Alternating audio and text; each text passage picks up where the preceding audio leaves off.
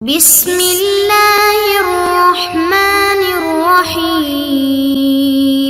بسم اللہ الرحمن الرحیم۔ السلام علیکم ورحمۃ اللہ وبرکاتہ۔ عزیز طلبہ، آج ہم تعلیم المنطق کا چوتھا سبق پڑھیں گے اور ہمارے آج کے سبق کا عنوان ہے علم اور اس کی اقسام۔ یعنی آج کے سبق کے اندر ہم علم کی تعریف کے علم کسے کہتے ہیں اور علم کی کتنی اور کون کون سی اقسام ہیں یہ جانیں۔ تو یہ سب سے پہلے ہم علم کی تعریف کرتے ہیں۔ علم کی تعریف ہے ہوا حصول صورت الشیء فی العقل، کسی شے کی صورت کا عقل میں حاصل ہونا یعنی عقل میں آنا، اس کو علم کہتے ہیں۔ اس تعریف کے اندر دو باتیں سمجھنے والی ہیں، نمبر ایک صورت اور نمبر دو عقل کے اندر اس صورت کا حاصل ہونا۔ تو یاد رکھیں کہ ہر شے کی کوئی نہ کوئی صورت ہے، جس طرح کے جن چیزوں کو ہم دیکھتے ہیں مبصرات، وہ انسان ہے، جانور ہے، یا وہ کوئی درخت ہے یا پتھر ہے، تو ہر ایک کی کوئی نہ کوئی صورت ہوتی ہے۔ اس صورت سے پھر ہم فرق سمجھتے ہیں کہ یہ انسان ہے یا یہ جانور ہے، یہ مرد ہے یا عورت ہے، وغیرہ وغیرہ ہے۔ تو ہر ایک کی کوئی نہ کوئی صورت ہوتی ہے۔ اس صورت سے پھر ہم فرق سمجھتے ہیں کہ یہ انسان ہے یا یہ جانور ہے، یہ مرد ہے یا عورت ہے، وغیرہ وغیرہ۔ اور اسی طرح وہ چیزیں جن کو ہم سنتے ہیں، مسموعات، ان آوازوں کی بھی ایک صورت ہے۔ اس آواز سن کر ہم یہ جانتے ہیں کہ یہ انسان کی آواز ہے یا جانور کی آواز ہے یا کسی بے جان چیز کی آواز ہے۔ اسی طرح جن چیزوں کو ہم سونگھتے ہیں، مشمومات، ان مشمومات کی بھی ایک صورت ہوتی ہے۔ اس صورت سے ہم فرق کرتے ہیں کہ یہ خوشبودار چیز ہے اور یہ بدبودار چیز ہے۔ مذوقات، جن چیزوں کو ہم چکھتے ہیں، کھاتے یا پیتے ہیں، جن کا ٹیسٹ اور ذائقہ ہے، ان چیزوں کی بھی ایک صورت ہوتی ہے۔ ذائقے، ہر ذائقے کی ایک صورت ہوتی ہے۔ اس صورت سے ہم ذائقوں میں فرق جانتے ہیں کہ یہ چیز میٹھی ہے، یہ کڑوی ہے، یہ نمکین ہے یا اس کا ذائقہ ایسا ہے۔ اور اسی طرح جن چیزوں کو ہم چھوتے ہیں، ٹچ کرتے ہیں، ملموسات، ان کی بھی ایک صورت ہوتی ہے۔ تو اس کا ذائقہ ایسا ہے۔ اور اسی طرح جن چیزوں کو ہم چھوتے ہیں، ٹچ کرتے ہیں، ملموسات، ان کی بھی ایک صورت ہوتی ہے۔ تو یہ ہر شے کی ایک صورت ہوتی ہے، تو ہر شے کا علم اس کی صورت سے آتا ہے۔ یاد رکھیں ہماری ذات اور صفات کے علاوہ جتنی بھی چیزیں ہیں ان کا جو علم آتا ہے تو وہ صورت کے ذریعے سے آتا ہے۔ اب دوسری بات یہ کہ یہ صورت عقل کے اندر کیسے حاصل ہوتی ہے، اس کو سمجھیں آپ۔ وہ اس طرح کہ اللہ تعالیٰ نے ہمیں 5 قسم کے حواس عطا فرمائے ہیں۔ نمبر 1 سننے کی حس، جو کہ ہمارے کانوں کے اندر ہے۔ نمبر 2 دیکھنے کی حس، جو کہ ہماری آنکھوں کے اندر ہے۔ سونگھنے کی حس، یہ ناک کے اندر ہوتی ہے۔ ذائقے کی حس، یہ زبان کے اندر ہے۔ اور ایک ہے حس لمس، یعنی کہ چھونے کی، یہ انسان کے پورے بدن کے اندر ہوتی ہے۔ حواس کا الگ الگ کام ہے۔ حصے بصر، یہ مبصرات یعنی جو چیزیں دکھائی دیتی ہیں ان کی تصویر یہ صورت کیپچر کر کے عقل کے اندر بھیجتی ہیں۔ اور جو حصے سمع ہے یہ مسموعات یعنی آوازوں کی صورت کو کیپچر کرتی ہیں۔ اور حصے ذائقہ یہ مذوقات یعنی جو چیزیں ذائقہ رکھتی ہیں، کھانے اور پینے والی چیزیں ہیں، ان کے ذائقے کی صورت بنا کر عقل کے اندر بھیجتی ہیں۔ اور جو حصے شامہ ہے یہ مشمومات یعنی کہ خوشبو کی یا بدبو کی صورت کو کیپچر کر کے عقل کے اندر بھیجتی ہے۔ اور جو ہے حصے لمس یہ ملموسات کی صورت کو کیپچر کر کے عقل کے اندر بھیجتی ہے۔ تو جب ان حواس کے ذریعے صورت ہماری عقل کے اندر جاتی ہے تو ہمیں اس شے کا علم آ جاتا ہے۔ یہی وجہ ہے کہ جس آدمی کی ان حواس میں سے کوئی حص ڈیمیج ہو، خراب ہو، وہ صحیح طریقے سے کام نہ کرتی ہو یا بالکل ضائع ہو چکی ہو کوئی حص، تو اس حص کے حوالے میں سے کوئی حص ڈیمیج ہو، خراب ہو، وہ صحیح طریقے سے کام نہ کرتی ہو یا بالکل ضائع ہو چکی ہو کوئی حص، تو اس حص کے حوالے سے جو عقل کو علم حاصل ہوتا ہے تو عقل اس شے کے علم سے محروم رہتی ہے۔ مثال کے طور پر کوئی نابینا شخص ہے، اس کی حصے بصر کام نہیں کرتی، تو ایسے انسان کو مبصرات کا علم نہیں ہو سکتا۔ اور جس انسان کی حصے سمع یعنی کہ سننے والی جو طاقت ہے یہ اگر ڈیمیج ہو تو وہ اس ایسے انسان کو مسموعات کا علم نہیں ہو سکتا۔ اسی طریقے سے باقی حواس کے خاص اپنے اپنے افعال ہوتے ہیں، تو اگر ان کے اندر بگاڑ یا فساد خرابی آ جائے تو اس حص کے حوالے سے جو عقل کو علم حاصل ہوتا ہے عقل اس علم سے محروم ہو جاتی ہے۔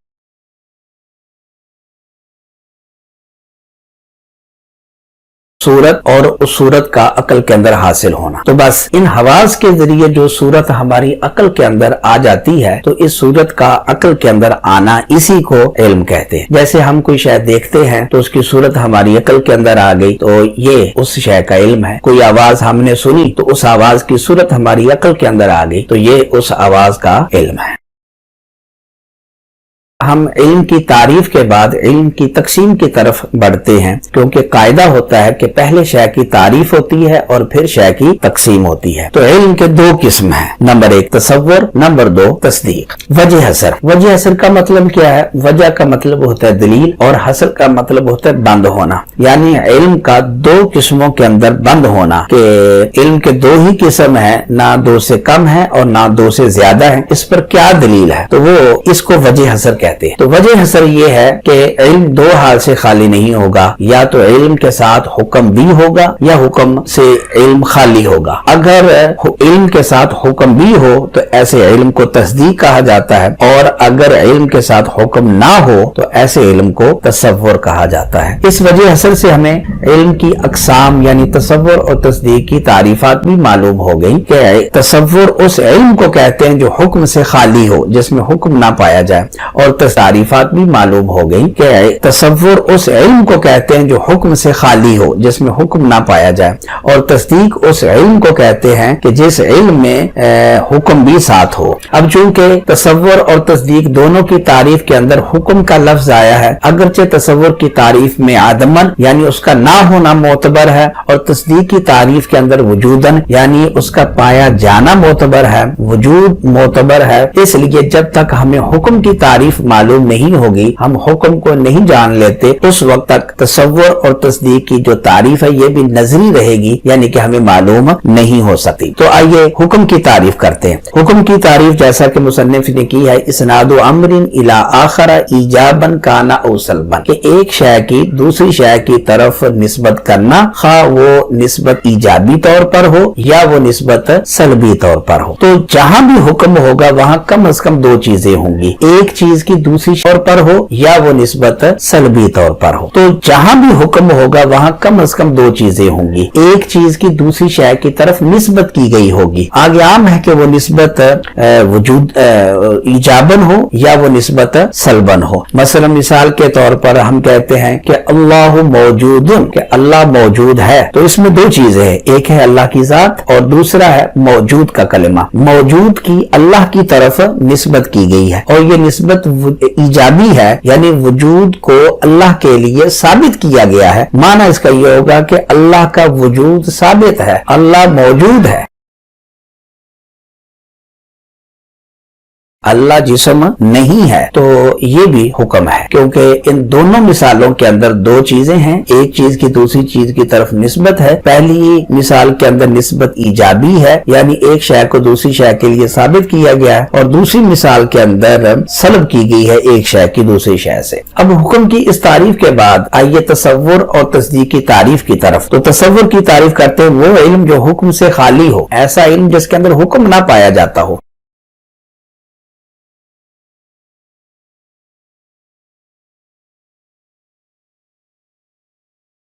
جیسے انسان کا علم، کیونکہ انسان کا علم یہاں دو چیزیں نہیں ہیں کہ ایک شے کی دوسری شے کی طرف نسبت کی گئی ہو، تو انسان کا علم یہ تصور کہلائے گا. اسی طرح آپ قرآن کا علم یہ بھی تصور ہے. اسی طرح قرآن اور سنت کا علم یہ بھی اگرچہ دو چیزیں ہیں لیکن چونکہ ان کے درمیان نسبت نہیں ہے کہ ایک شے کی نسبت کی گئی ہو دوسری شے کی نسبت کی گئی ہو دوسری شے کی طرف، اور پھر وہ نسبت ایجابی ہو یا سلبی. کیونکہ نسبت نہیں ہے، نسبت سے خالی ہے تو حکم نہیں ہے، اس لیے قرآن اور سنت کا جو علم ہے یہ علم بھی تصور کہلائے گا. اسی طرح مثلا آپ کہتے ہیں کہ کالا کوٹ، تو یہ کالا کوٹ اگرچہ دو چیزیں ہیں، ایک کالا اور دوسرا کوٹ، چونکہ ان کے درمیان نسبت نہیں ہے، تعلق نہیں ہے ثبوتی یا سلبی، اس لیے یہ بھی تصور ہی کہلائے گا.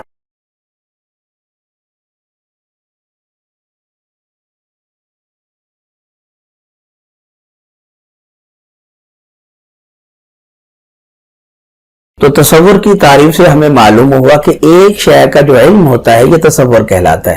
جیسے انسان کا علم، کتاب کا علم وغیرہ، یا متعدد چیزوں کا علم ہے لیکن ان کے درمیان نسبت نہیں ہے، جس طرح کہ قرآن اور سنت کا علم، تو قرآن اور سنت دو چیزیں ہیں لیکن چونکہ ان کے درمیان نسبت نہیں ہے اس لیے یہ علم بھی، ان کا علم بھی، اور رسول تو یہ بھی متعدد چیزوں کا علم، ان کے درمیان نسبت نہیں ہے، اس وجہ سے یہ بھی تصور کہلائے گا۔ یا مثلا آپ کہتے ہیں کالا کوٹ، یہ بھی متعدد چیزیں ہیں، کالا ہونا اور دوسرا وہ کوٹ ہے، تو یہ متعدد چیزوں کا علم ہے لیکن ان متعدد چیزوں میں نسبت نہیں ہے۔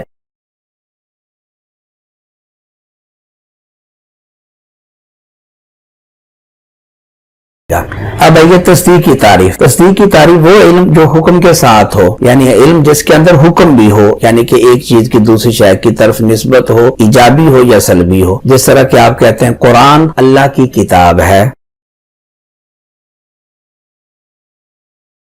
تو اس مثال کے اندر آپ نے کتاب کی، قرآن کی اللہ کی طرف نسبت کی ہے کہ قرآن اللہ کی کتاب ہے، اور یہ آپ نے نسبت بھی ثبوتاً کی ہے، تو اس کو تصدیق کہیں گے۔ اسی طریقے سے آپ کہتے ہیں کہ زید لیس بقائم، تو یہاں بھی دو چیزیں ہیں، زید اور قائم، اور پھر قیام کی آپ نے زید کی طرف سلباً نسبت کی ہے، یعنی قیام کی سلب کی ہے زید سے، تو یہ بھی تصدیق کہلائے گی۔ خلاصہ یہ ہے کہ ایسا علم جس کے اندر ہے یا ہوگا یا تھا وغیرہ حرف ربط ہو اس کو تصور کہیں، تصدیق کہیں گے، اور ایسا علم جس کے اندر یہ حروف ربط نہ ہوں تو ایسے علم کو تصور تصدیق کہیں گے، اور ایسا علم جس کے اندر یہ حروف ربط نہ ہوں تو ایسے علم کو تصور کہا جاتا ہے۔ جس طرح کہ انسان، آپ دیکھیں اس کے اندر کوئی حرف ربط نہیں ہے کہ انسان تھا یا ہے یا ہوگا، اسی طریقے سے آپ کہتے ہیں کہ میری کتاب، اس میں بھی کوئی نہیں آیا حرف ربط، یا آپ کہتے ہیں کہ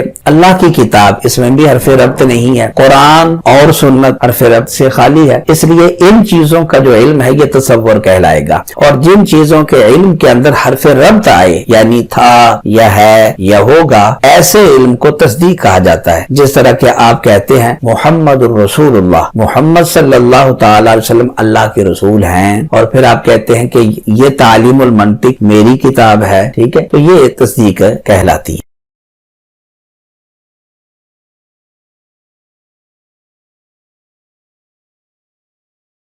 کو سمجھنے کے بعد ہم تصور اور تصدیق کی تقسیم کرتے ہیں، تو تصور اور تصدیق میں سے ہر ایک کے دو قسم ہیں، نمبر 1 ضروری اور بدیہی، اور نمبر 2 نظری اور کسبی۔ وجہ حسر، تصور اور تصدیق میں سے ہر ایک دو حال سے خالی نہیں ہوں گے، یا تو نظر فکر کے محتاج ہوں گے یا نظر فکر کے محتاج نہیں ہوں گے۔ نظر فکر کی تعریف منطق کی تعریف کے اندر گزر چکی ہے، یعنی معلومات کو ترتیب دے کر پھر تصور اور تصدیق حاصل ہوں گے، یا تصور اور تصدیق کو حاصل کرنے کے لیے ہمیں معلومات کو ترتیب دینے کی ضرورت نہیں ہوگی۔ اگر تصور اور تصدیق کے حصول کے لیے معلومات کو ترتیب دینا ضروری ہو، معلومات کی ترتیب دے کر ہمیں تصور اور تصدیق حاصل ہوتے ہوں، تو ایسے تصور اور تصدیق کو نظری و کسبی کہا جاتا ہے۔ اور اگر تصور اور تصدیق محتاج نظر و فکر نہ ہوں، نظری و کسبی کہا جاتا ہے۔ اور اگر تصور و تصدیق محتاج نظر و فکر نہ ہوں،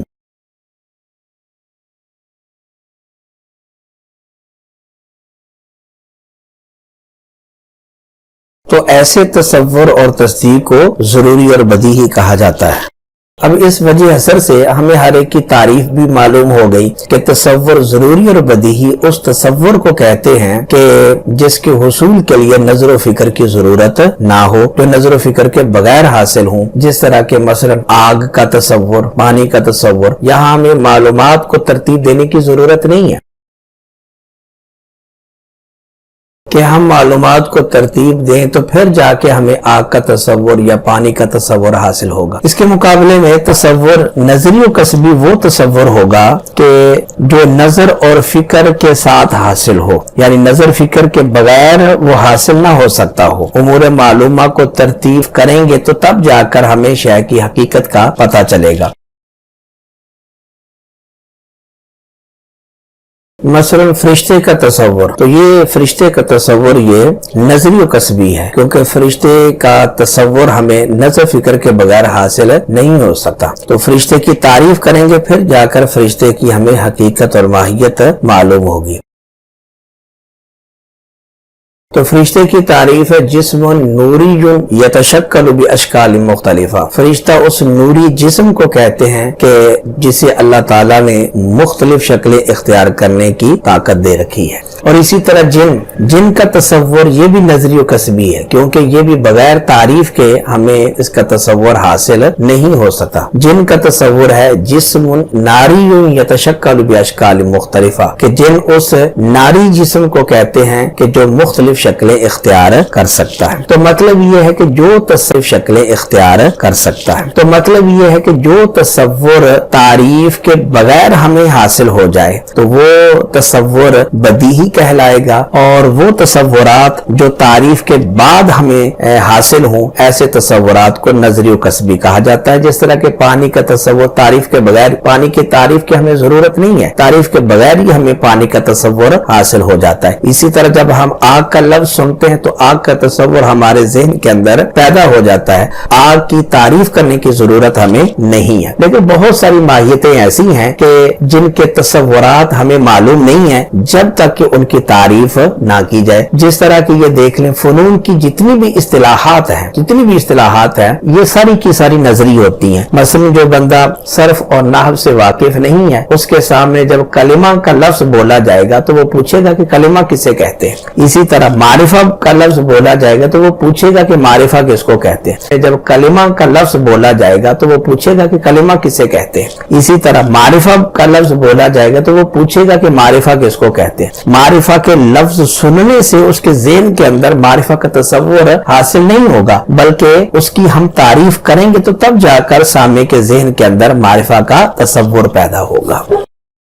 تصور کی دو قسمیں دیکھیں کہ ایک تصور ضروری اور بدیہی ہوتا ہے اور دوسرا تصور نظری اور کسبی ہوتا ہے۔ اسی طرح تصدیق کی بھی دو قسمیں ہیں۔ بعض تصدیقات وہ ہیں کہ جو ضروری اور بدیہی ہیں، مطلب یہ کہ نظر و فکر کے بغیر وہ حاصل ہو جاتی ہیں، یعنی دلیل کی ہمیں ضرورت نہیں ہے، دلیل کے بغیر ہی وہ تصدیق حاصل ہے۔ جس طرح کہ النار حارۃ، کہ آگ گرم ہے، اور الماء بارد، کہ پانی ٹھنڈا ہے۔ یہ ایسی تصدیقات ہیں کہ جن کے لیے ہمیں دلیل کی ضرورت نہیں ہے کہ کوئی بندہ دلیل دے تو تب جا کر ہم اقرار کریں گے کہ جی ٹھیک ہے، آگ گرم ہوتی ہے اور پانی یہ ٹھنڈا ہوتا ہے۔ تو یہ دلیل کے بغیر ہی ہمیں یہ تصدیقات حاصل ہیں۔ اور ایسی تصدیقات کے جو محتاج دلیل ہوں، یعنی دلیل دیں تو تب جا کر وہ تصدیق ہمیں حاصل ہوگی، دلیل کے بغیر تصدیق حاصل نہیں ہو سکتی، ایسی تصدیق کو نظری اور کسبی کہا جاتا ہے۔ جس طرح مثلا العالم حادث، کہ یہ کائنات یہ حادث ہے، فانی ہے، تصدیق ہمیں حاصل ہوگی، دلیل کے بغیر تصدیق حاصل نہیں ہو سکتی، ایسی تصدیق کو نظری اور کسبی کہا جاتا ہے۔ جس طرح مثلا العالم حادث، کہ یہ کائنات یہ حادث ہے، فانی ہے، مطلب اس کا پہلے وجود نہیں تھا اور پھر یہ ایک وقت آئے گا کہ یہ فنا ہو جائے گی، معدوم ہو جائے گی یہ کائنات۔ اب یہ جو تصدیق ہے یہ تصدیق نظری اور کسبی ہے، بدیہی نہیں ہے کہ العالم حادث سننے سے ہی ہمیں اس کی تصدیق حاصل ہو جائے، بلکہ یہ تصدیق محتاج دلیل ہے۔ جب تک اس کے اوپر دلیل نہیں دی جائے گی تب تک ہمیں یہ تصدیق حاصل نہیں ہو سکتی۔ تو اس کے اوپر دلیل دی جائے گی کہ العالم متغیر وکل متغیر حادث، کہ عالم یہ تغیر پذیر ہے، اس میں تغیرات رونما ہو رہے ہیں، اور ہر وہ شے جس کے اندر تغیرات پیدا ہوں ایسی شے حادث ہوتی ہے، یعنی کہ وہ فانی ہوتی ہے۔ لہٰذا ان دو مقدمات کے نتیجے کے اندر ہمیں یہ مقدمہ حاصل ہوگا کہ لہٰذا یہ کائنات کیا ہے، حادث ہے ہوتی ہے۔ لہٰذا ان دو مقدمات کے نتیجے کے اندر ہمیں یہ مقدمہ حاصل ہوگا کہ لہٰذا یہ کائنات کیا ہے، حادث ہے۔ کہتے ہیں علم کی کتنی اور کون کون سی اقسام ہیں۔ امید ہے کہ آپ آج کا سبق سمجھ گئے ہوں گے۔ آپ لوگوں سے گزارش ہے کہ ان سوالات کو حل کرنے کی کوشش کریں۔ نمبر 1، ہمیں کسی شے کا علم کیسے حاصل ہوتا ہے، اور نمبر 2، پانی، قلم، اللہ، قرآن، جنت، موبائل، مٹھاس، ان کے علاوہ محمد صلی اللہ تعالی علیہ وسلم اللہ کے رسول ہیں، مکہ عرب کا شہر ہے، اسلام میرا دین ہے، شہد میٹھا ہے، اسلام دین حق ہے، صراط حق ہے، ہمارے نبی صلی اللہ تعالی علیہ وسلم اللہ کے آخری نبی ہیں۔